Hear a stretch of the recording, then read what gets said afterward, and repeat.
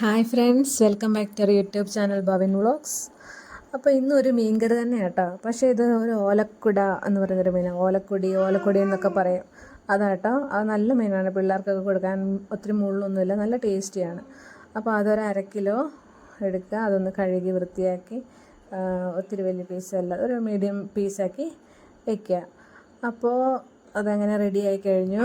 ഇനി വേണ്ട നമ്മുടെ ഈ മീനിന് വേണ്ടി അരപ്പാണ്. അപ്പം സാധാരണ എല്ലാ മീനും നമ്മൾ എടുക്കുന്ന പോലെ തന്നെ 3-4 പച്ചമുളക്, ഒരു വലിയ കഷ്ണം ഇഞ്ചി, കുറച്ച് കറിവേപ്പില, പിന്നെ ഒരു 5-6 അല്ലി വെളുത്തുള്ളി. അപ്പോൾ ഇത്രയും ഒന്ന് അരിഞ്ഞ് റെഡിയാക്കി വയ്ക്കുക. അപ്പോൾ ഇതിൻ്റെ അരപ്പിനായിട്ട് വേണ്ടതാണ് കുറച്ച് വ്യത്യാസം. ഒരു അരമുറി തേങ്ങായും പിന്നെ അതിൻ്റെ കൂടെ ഒരു 4-5 അല്ലി കുഞ്ഞുള്ളിയും കൂടെ എടുക്കണം കേട്ടോ. എടുത്തിട്ട് അതൊരു പേസ്റ്റ് അത്യാവശ്യം നല്ലപോലെ ഒരു പേസ്റ്റ് പരുവത്തിനാക്കി നല്ലപോലെ ഒന്ന് അരച്ച് റെഡിയാക്കി വെച്ചേക്കണം കേട്ടോ. അപ്പോൾ ഇനി എന്താ ചെയ്യേണ്ടത്? ഇനി ഒരു ചീനച്ചട്ടി അടുപ്പത്ത് വെച്ച് അതിലേക്ക് ഞാനിവിടെ ഒരു 3 teaspoon Kashmiri chilli powder, 1.5 teaspoon മല്ലിപ്പൊടി, പിന്നെ 1/4 ടീസ്പൂൺ മഞ്ഞൾപ്പൊടി എല്ലാം കൂടി ഇട്ടിട്ട് നല്ലപോലെ ഒന്ന് മൂപ്പിച്ചെടുത്തിട്ട് അതിലേക്ക് നമ്മൾ അരിഞ്ഞു വെച്ചിരിക്കുന്ന എല്ലാ കാര്യങ്ങളും കൂടെ ചേർത്ത് കൊടുത്ത് അതൊന്ന് അത്യാവശ്യം നല്ലപോലെ ഒന്ന് മൂപ്പിച്ചെടുത്ത് കേട്ടോ. അപ്പോൾ അങ്ങനെ ഒന്ന് മൂപ്പിച്ചെടുത്തിട്ട് പിന്നെ ഈ മീൻകറി വേകാൻ ആവശ്യമായിട്ടുള്ള വെള്ളം ഒഴിച്ചു കൊടുത്ത് നല്ലപോലെ മിക്സാക്കി അതിലേക്ക് നമ്മുടെ ഈ മീൻ കറിക്ക് ആവശ്യത്തിനുള്ള ഉപ്പ് ചേർത്ത് കൊടുത്തു. അതുപോലെ തന്നെ കുടംപുളിയും കൂടെ ചേർത്ത് കൊടുത്തു. അപ്പോൾ കുടംപുളിയും കൂടെ ചേർത്ത് കൊടുത്തിട്ട് ഒന്ന് നല്ലപോലെ മിക്സാക്കി അത് നല്ലപോലെ ഒന്ന് തിളയ്ക്കണം കേട്ടോ. അത്യാവശ്യം നല്ലപോലെ തന്നെ തിളയ്ക്കണം.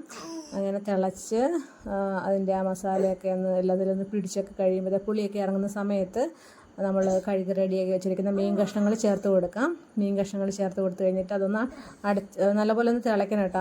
ആ അങ്ങനെ തന്നെ ഒന്ന് തിളച്ച് കഴിയുമ്പോൾ പിന്നെ അതൊന്ന് അടച്ച് വെച്ചിട്ട് ഒന്ന് തീ കുറച്ച് വെച്ച് വേവിക്കണം.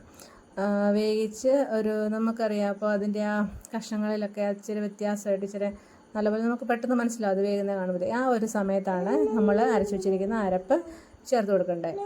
ചേർത്ത് കൊടുത്ത് പിന്നെ ആ ജാറും കൂടെ കഴുകി കുറച്ച് വെള്ളം ചേർത്ത് കേട്ടോ. അപ്പോൾ അങ്ങനെയും കൂടെ ചേർത്ത് കൊടുക്കണം. എന്നിട്ട് ഇനി തീ കുറച്ചിടണേ, മറക്കല്ല, തീ കുറച്ചിടണം.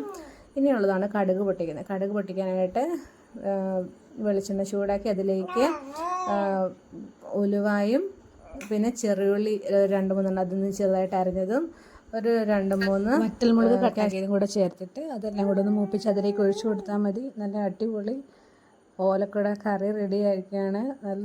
നല്ല സൂപ്പർ ടേസ്റ്റ് ആട്ടോ. അതിൻ്റെ ഒരു മണം വരുമ്പോൾ തന്നെ നമുക്ക് മനസ്സിലാവും, ഭയങ്കര ടേസ്റ്റിയാണ്. അപ്പോൾ ഇനി മീൻ കിട്ടുമ്പോൾ നിങ്ങളിങ്ങനെ ഒന്ന് ട്രൈ ചെയ്ത് നോക്കണം കേട്ടോ.